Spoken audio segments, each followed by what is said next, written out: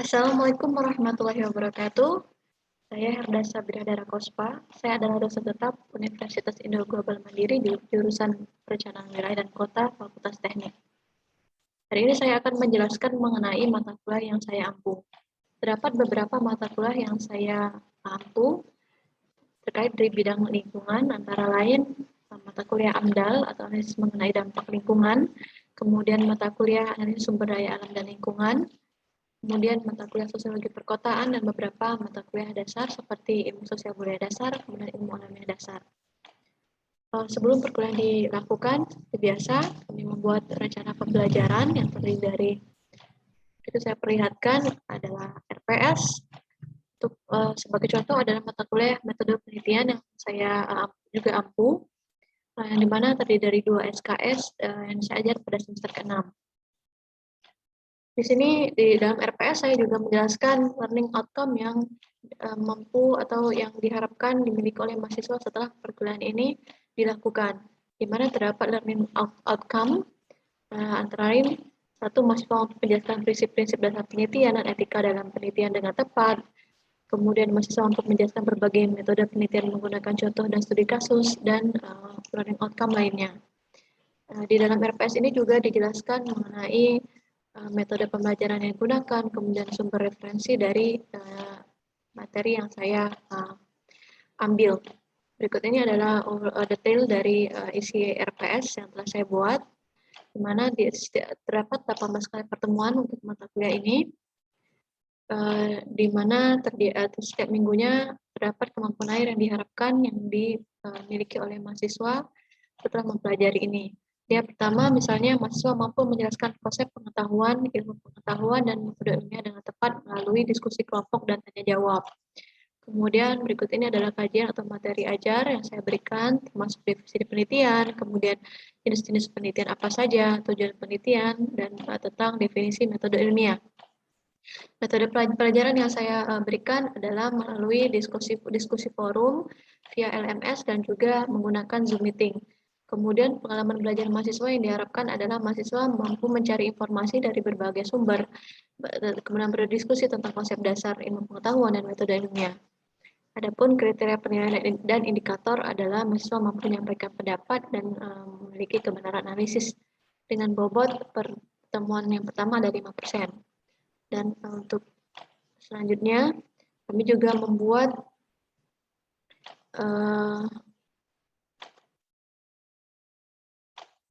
kontrak perkuliahan, mana di sini juga dijelaskan capaian pembelajaran, kemudian bentuk pembelajaran, termasuk kriteria penilaian yang akan digunakan dalam mata kuliah ini, di mana untuk Fakultas Teknik tersendiri itu memiliki nilai tugas atau bobot tugas yang sangat besar, yaitu 40% dibandingkan dengan bobot yang lainnya, termasuk kehadiran UTS dan UAS. Karena nanti di akhir semester mahasiswa diharapkan dapat membuat laporan akhir berupa proposal penelitian.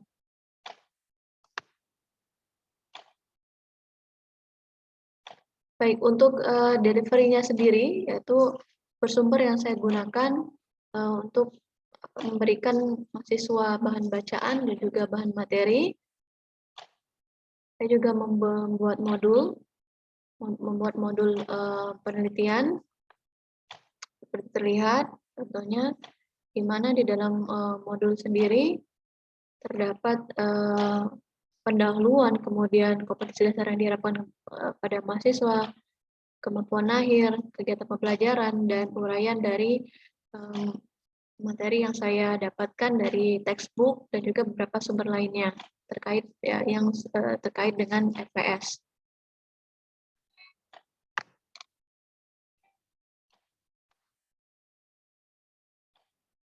Selain modul, saya juga memberikan PowerPoint dan juga link-link terkait dengan materi yang saya ajarkan. Untuk kegiatan pembelajaran sendiri sejak pandemi, kegiatan pembelajaran dilakukan 100% menggunakan LMS, e-learning, dan juga tatap maya. Berikut ini adalah LMS yang dimiliki oleh UIGM yang dapat diakses melalui vclass.uigm.ac.id. Sinilah dosen mengupload semua materi, kemudian memberikan forum diskusi dan tugas terkait. Untuk untuk mata kuliah metode penelitian sendiri, setiap minggunya, setiap pertemuannya mahasiswa diberikan materi seperti yang telah saya jelaskan sebelumnya. Selain modul, juga saya memberikan materi PowerPoint terkait dengan masing-masing pertemuan. Dan itu saya juga memberikan link-link materi yang terkait untuk mendukung atau untuk menambah referensi belajar mahasiswa. Selain itu, saya juga memberikan forum diskusi di setiap minggunya. Bisa dilihat di sini bahwa forum diskusi ini merupakan salah satu indikator bahwa mahasiswa hadir pada tiap pertemuan yang harus diisi dengan menjawab pertanyaan yang diberikan. Baik, sebelum forum diskusi juga saya biasanya memberikan seperti pertemuan kedua ini ada rekaman pembelajaran yang saya buat melalui kanal YouTube. Nah, ini adalah contoh forum diskusi. Ya, saya memberikan pertanyaan di sini yang kemudian akan direspon oleh mahasiswa. Jika mahasiswa tidak memberikan tidak menanggapi atau tidak mengupload jawaban di forum diskusi, maka mahasiswa dianggap tidak hadir. Untuk pertemuan pertama dan beberapa pertemuan selanjutnya juga dilakukan tatap maya atau synchronous learning menggunakan Zoom Meeting atau Google Meet. Nah, untuk pertemuan yang pertama itu dilakukan tatap maya untuk membahas overview pertemuan pertama hingga sebelum UTS, di mana dalam kegiatan overview ini dijelaskan mengenai learning outcome yang diharapkan diperoleh mahasiswa, kemudian peraturan perkuliahan, dan juga beberapa materi tugas yang akan diberikan. Selain pada pertemuan 1, tatap maya juga diberikan pada pertemuan ke-5, yaitu untuk kegiatan mereview materi dari pertemuan pertama hingga pertemuan ke-4. Selain pertemuan ke-5 juga dilakukan tatap maya pada pertemuan ke-8, yaitu review yang kedua, di mana diharapkan review yang kedua ini untuk tanya jawab agar mahasiswa dapat lebih paham dan dapat menjawab UTS dengan lebih siap. UTS dilakukan pada pertemuan ke-9, di mana soal saya upload melalui LMS. Pada pertemuan ke-10 dilakukan tatap maya kembali untuk melakukan overview yang kedua, di mana untuk menjelaskan learning outcome dan harapan-harapan dari mata kuliah ini setelah UTS sampai hingga ujian akhir nanti. Saya juga menjelaskan beberapa materi untuk pendahuluan dari pertemuan ke-10 hingga pertemuan ke-15. Selain itu, pada pertemuan ke-13 dilakukan review yang ketiga untuk mengulang materi dan tanya jawab. Dan untuk pertemuan ke-15 sendiri dilakukan pertemuan maya kembali. Ini adalah untuk melakukan presentasi, di mana kemampuan akhir yang diharapkan dari mata kuliah ini adalah mahasiswa dapat mempresentasikan dari laporan proposal yang telah mereka buat. Nah, ujian akhir semester saya lakukan pada pertemuan ke-18 melalui LMS. Baik, untuk tatap maya telah saya berikan, kemudian untuk assessment-nya sendiri, tugas-tugas diberikan selain melalui forum diskusi, kemudian juga diberikan tugas-tugas berupa tugas kelompok dan tugas individu. Sebagai contoh, untuk pertemuan kedua, terdapat tugas kelompok yang saya berikan berupa pertanyaan-pertanyaan yang harus dijawab oleh mahasiswa seperti berikut. Kemudian mahasiswa mengupload jawabannya menggunakan PowerPoint atau PDF. Tugas kelompok ini dilakukan per kelompok yang sudah saya bagi di awal pertemuan. Selain tugas kelompok, pada pertemuan selanjutnya juga saya berikan tugas individu seperti berikut, di mana mahasiswa secara individual ini menjawab pertanyaan kemudian diupload melalui LMS berupa PowerPoint atau PDF, berupa Word atau PDF. Berikutnya adalah pertanyaan-pertanyaan yang saya berikan untuk tugas individu.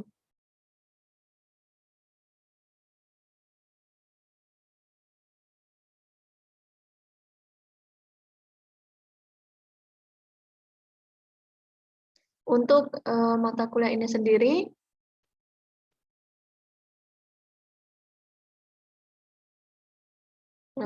kemudian setelah dilakukan asesmen tugas, juga dilakukan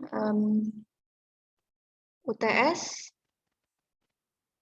di mana materinya juga saya berikan melalui forum diskusi.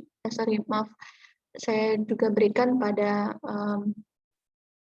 tersendiri ya, pada pertemuan ke-8 atau pertemuan ke-9. Kemudian pada pertemuan ke-10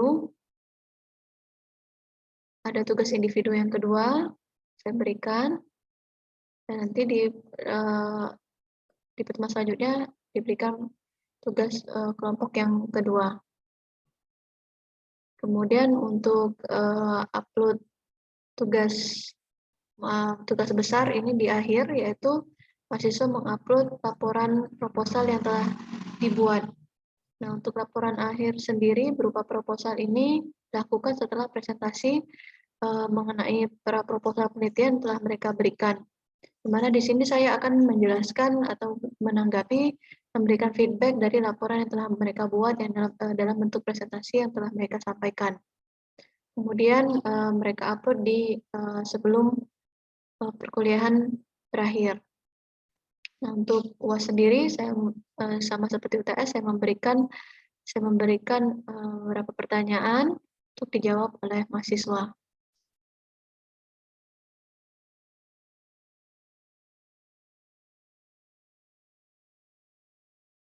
Ya, itulah proses pembelajaran e-learning yang saya berikan kepada mahasiswa selama 1 semester. Saya rasa ini saja yang bisa saya sampaikan. Semoga bermanfaat. Assalamualaikum warahmatullahi wabarakatuh.